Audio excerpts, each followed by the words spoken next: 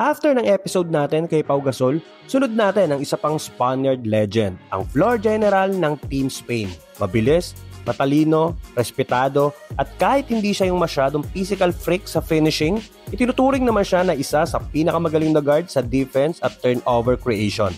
Ngayong episode, himayin naman natin ang mga interesting things sa buhay at karir ni La Pistola, Ricard Rubio Vives.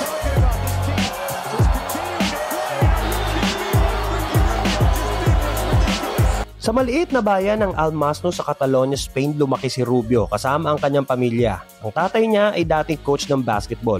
Mula bata pa, nasa court na siya. Nakikita ng tatay niya ang batang si Ricky na hindi lang umiikot sa bola kundi nakatingin na rin sa galaw ng kalaban at sa posisyon ng mga kalaro. At sa edad pa lang na 14, nag-debut siya sa highest Spanish league na Liga ACB. Sa madaling salita, habang ang ibang bata ay naglalaro pa ng simpleng tag sa playground, si Ricky pumasok na sa pinakamataas na professional basketball league sa Spain. Sa history, siya ang pinakabatang nakapaglaro sa Liga ACB.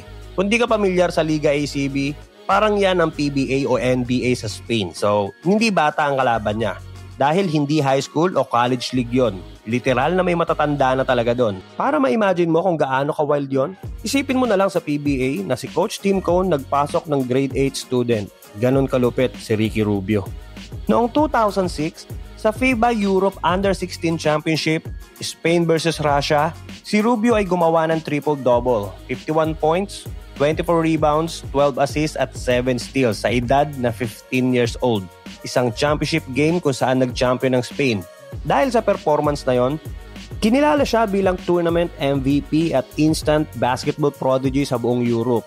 At noong 2008, napasama siya sa national team ng Spain at tinulungan niya ang kanyang bansa makuha ang Olympic silver medal sa Beijing. Natalo lang sila sa Team USA na pinapangunahan ni Kobe Bryant. Noong 2009 NBA draft, si Ricky Rubio ay pinili ng Minnesota Timberwolves bilang 5th overall pick. Hindi agad siya naglaro sa NBA kasi at that time, may kontrata pa siya sa Barcelona. Kaya nagstay muna siya sa Spain ng 2 taon bago tuluyang tumawid sa Amerika noong 2011. Sa unang taon niya sa Wolves, napansin agad kay Rubio ang husay niya sa passing. Parang may radar yung mata. No look, behind the back, alley-oop, parang magician. Kaya nga tinawag siya ng mga fans na La Pistola, ang Spanish magician.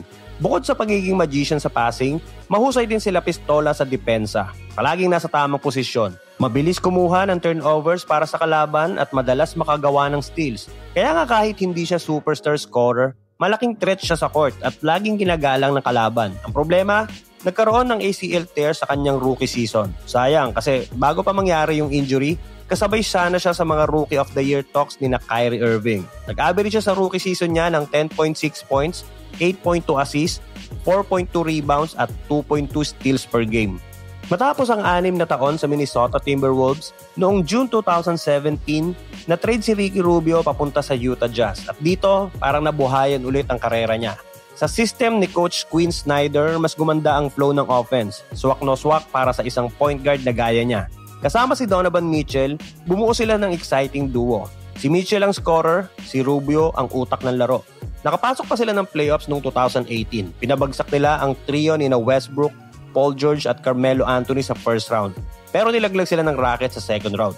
Sa sumunod na taon, nakapasok ulit sila sa playoffs pero first round na lang dahil muli silang nilaglag ni James Harden at Rockets. Sa 2 taon niya sa Jazz, naging mahalagang leader siya at malaking tulong sa pag-develop ni Donovan Mitchell. Noong 2015 naman, nakita ng mga Filipino fans ang tunay na side ni Ricky. Approachable, humble at sobrang friendly nang bisitahin niya ang Pinas at naglaro sa mga basketball clinics dito. Noong summer ng 2019, matapos mag-expire ang kontrata niya sa Jazz, nag-sign siya sa Phoenix Suns bilang free agent, 3-year, $51 million deal. Dito siya naging veteran mentor naman ni Devin Booker at isa sa mga dahilan kung bakit unti-unti nag-improve ang Suns bago pa dumating si Chris Paul. At matapos lang ang 1 taon, na-trade si Rubio pabalik sa Minnesota, sa team kung saan siya nagsimula. Dito medyo nag-struggle siya kasi nasa rebuilding mode ulit ang Wolves at marami rin batang players. Pagkatapos ng 1 taon, na-trade na naman siya sa Cleveland Cavaliers. Dito siya nagkaroon ng career revival. Sa first half ng 2021 to 2022 season, ang ganda ng nilalaro niya, 13.1 points at 6.6 assists per game off the bench. Pero nagsisimula pa lang siyang bumalik sa dating form napunit na naman ang kanyang ACL sa kanang tuhod. Naka-recover siya at nakabalik noong 2023 pero inamin niyang hirap siyang bumalik mentally. Pagkatapos ng lahat ng injuries, trades at comeback attempts, dumating din sa punto na kailangan ni Ricky Rubio magpahinga. August 2023, naglabas siya ng statement na kailangan muna niya mag-step away sa basketball para pagtuunan ng pansin ng kanyang mental health. Hindi ito yung tipong typical injury break. Ito yung moment na aminado siyang kahit gusto pa ng katawan, pagod na yung isip. Mula 14 years old hanggang pro life, puro basketball ang mundo niya. At sa dami ng dinaanan niya, baka na burnout. Isang napakalakas na mensahe lalo na sa mga atleta na sanay itago ang bigat ng loob. Pagdating ng January 2024, tuluyan na siya nagpaalam sa NBA.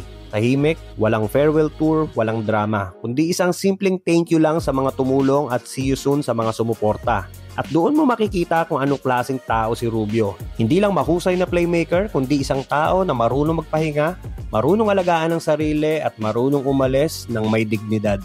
Si Rubio ay nagtayo ng The Ricky Rubio Foundation noong 2018 upang tuparin ang kanyang pangako sa ina niyang pumanaw dahil sa cancer sa baga. Ang foundation ay nakatutok sa lung cancer awareness at prevention, sport-based social inclusion programs para sa kabataan, at basketball para sa mga kabataang may kapansanan sa Spain at Estados Unidos. Si Ricky Rubio ay never napasama sa All-Star, any All-NBA team with limited playoff success at hindi din na-induct sa Hall of Fame. Pero ang legacy niya ay hindi sinukat sa mga titulo o individual awards lamang ng mga taong nagmamahal sa kanya at mga natulungan niya. At para kay Rubio, ang tunay na sukatan ng greatness ay ang impact at inspirasyon na naiwan mo sa ibang tao. Paki-like ng video kung nagustuhan mo at paki-follow or subscribe na din ang ating channel para sa susunod pang NBA Kwentuhan.